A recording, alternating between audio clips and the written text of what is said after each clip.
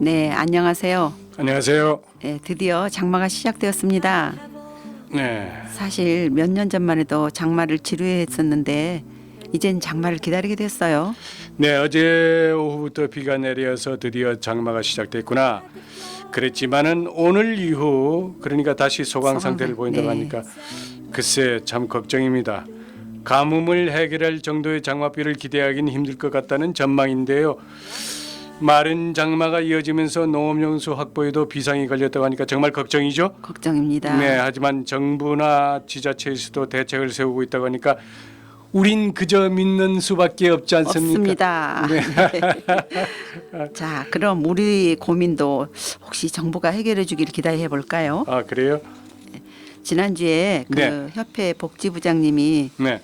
청와대 국민청원 글을 올렸습니다. 아유 큰일 하셨네요. 네, 그래서 그 내용들이 어떤 내용인지 양 선생님께서 네. 읽어주시겠습니까? 제가 소개하죠. 네. 아 정말 제가 아까 이거 읽으면서 절절히 꼭 필요한 내용을 저기 국민청원에 올렸는데 제가 감정을 잘 실어서 낭독해 보겠습니다. 네. 묻고 싶습니다. 여러분은 파킨슨병에 대해서 어떻게 알고 계시는지 궁금합니다. 도파민이 80% 소진 때 그때야 내 몸에 이상 증상이 생깁니다. 잠복기를 걸쳐서 나오는 파킨슨병 아파보지 않으신 분은 절대 이 절망감을 모릅니다. 고통 속에 살아가고 있는 난치성 질환 중 하나로 듣는 순간부터 정말 절망하며 세상과 담을 쌓고 고립과 싸우며 나 자신과 싸우지 않으면 우울증 약을 먹을 수밖에 없습니다. 또한 복용 전 모습과 복용 후의 모습은 가면을 쓴 다중적 모습으로 고통 속에 몸부림치며 눈물로 삽니다. 그러나 실상은 너무나 다른 현실입니다. 아 정말 제가 읽으면서 가슴이 아주 뭉클합니다. 네. 네. 자, 보이는 것이 전부가 아니란 사실 앞에 힘들어하고 마음을 다쳐가며 삽니다. 사회적 잘못된 편견과 인식 속에서 우리의 모습을 정확히 알 수 있도록 나의 모습을 알리십시오. 정부의 생각 속에 항상 예산에서 빠지고 그리고 장애 등급 신청하면 거짓 신청자처럼 아쉬운 사람이 돼서 적용해 주지 않는 불합리를 알릴 수 있는 힘을 모아 주십시오.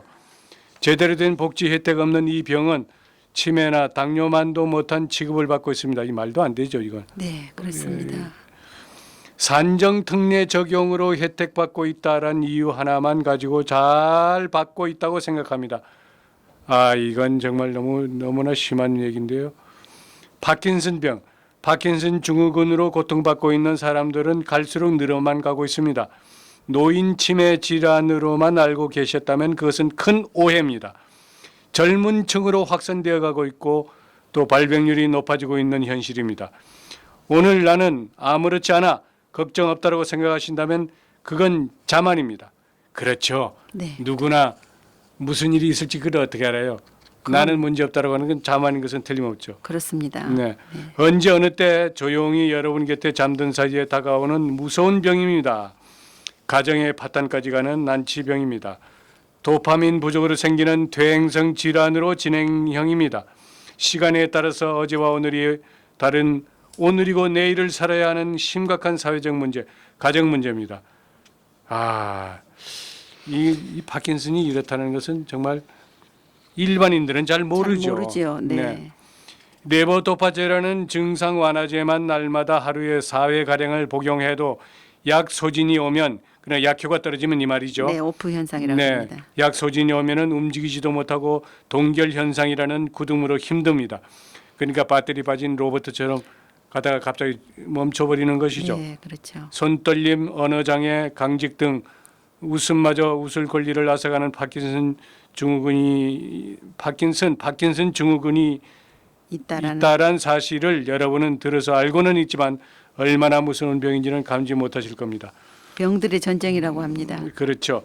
하루를 우울증과 불면증, 건강이 악화돼서 가정 파탄, 생활고에 의한 사회적 약자로 살아가고 있으며 결국 이들에게는 신약이 빨리 나오길 간절히 바라면서 한 조각 희망으로 버팁니다. 신약이 나오려면 노벨 평화상감으로 20년을 기다려야 한다고 합니다. 너무 기네요. 아 정말 참. 지금 나온 약이 지금 네. 뭐 현재로서는 최상의 약이라고 하는 말이 있습니다. 네. 미국에는 현재 사다고, 라이타리, 코코브리, 뭐 오스모렉스 등 완화제만 있고 또 완화제가 있지만은 도입조차 시도되고 있지 않다고 합니다. 그 외에도 다수 약이 있지만은 방법을 찾을 수가 없다고 합니다. 그래서 어제 청와대 올리면서 건의합니다. 첫째, 파킨슨과 증후군 복합법을 따로 개정 개편 복지법. 네. 파킨슨과 파킨슨 증후군 복지법을 따로 개정 개편시켜 주세요. 두 번째, 파킨슨과 파킨슨 증후군 환자는 치매와 따로 분리 치료되어야 합니다. 파킨슨 전문의가 있는 파킨슨 전문병원 건립을 원합니다. 그다음에 뇌병변 장애 등급이 아닌 파킨슨 장애 등급에 관한 규율과 적용도 따로 만들어 주세요. 또 있습니다. 다섯 번째, 신약 도입이 절실하고 급합니다. 여러분이 도와주셔야 함께합니다.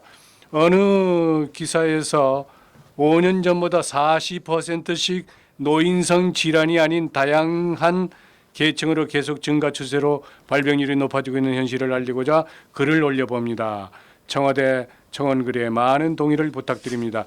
네, 이런 글을 올렸는데 제가 이 내용을 읽으면서 좀 청와대 쪽에서도 그렇고 정부 측에서 파킨슨 환자들에 대한 이 절절한 마음을 좀 이해하시고 도움을 주셨으면 좋겠습니다. 그런데 불과 며칠 전에 또 어느 국회의원이 그랬죠. 네. 정부의 예산 집행하는 과정에서 파킨슨 병을 앓는 똥꼬집을 부리고 있다고까지 파킨슨 병을 비하해서 그렇게 생각 없이 하는 의원이 계십니다.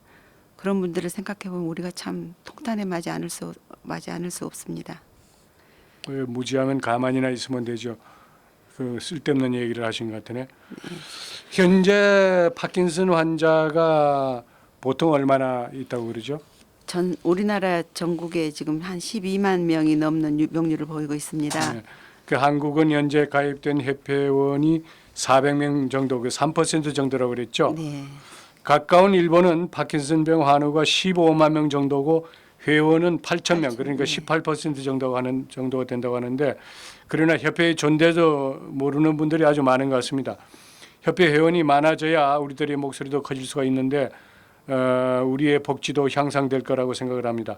사단법인 대한파킨슨협회 홍보대사로서 여러분께 말씀드리고 싶습니다. 협회 회원 가입에 동참해 주시길 바랍니다. 회원 여러분, 환우 여러분, 자신 있게 카밍아웃 하셔서 협회에 많이 동참해 주시기를 부탁드립니다. 네, 사랑뱅 카페에 가입을 하시려면 사단법인 대한파킨슨병협회에 전화를 하십시오.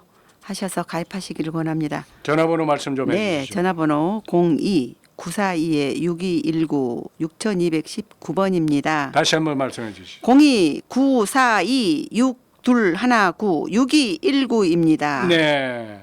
네, 그리고 협회 홈페이지에 가입을 하시길 권합니다. www.kpda.co.kr입니다. 그것도 다시 한번 말씀해 주시죠. www.kpda.co.kr kpda.co.kr. 네. 어렵다. 대한 파킨슨병 협회라고만 치셔도 됩니다. 네. 좋습니다. 협회 회원 가입에 대해서 이사님의 자세한 설명이었는데 정말 우리 환우들이 좀 더 적극성을 띄어야 될 것 같아요. 그렇죠? 그렇습니다. 네. 적극성을 띄워서 자기 병도 알리고 또 주위에 안타까운 환우가 생기는 것을 또 하루빨리 치료를 받아서 우리 몸에 뇌 속에 있는 흑질이라는 물질이 소모되기 전에 보호를 해주는 게 더 가장 시급한 문제입니다. 여기서 사연 소개 하나 해주시겠습니까, 네, 이사님? 알겠습니다. 사연 소개하겠습니다. 소개해 주시죠. 살아온 날보다 살아갈 날들이 인생의 반을 넘어버린 사이 아직도 해야 할 일들이 많이 남아 있음을 실감한다. 갈수록 무력해지는 시간 앞에 엄마로서 주어진 일들은 많아도 마음뿐인 경우가 많다. 아이들도 그렇고 나도 그렇고 무엇보다 남편이 가장 먼저 지쳐버린 듯한 기분이 든다. 10년차 환우다. 잘 아프지 않던 남편이 이즘 기침을 한다. 밤에 기침을 하는 남편에게 미안해서 한마디 건네지 못하고 소리를 들었다.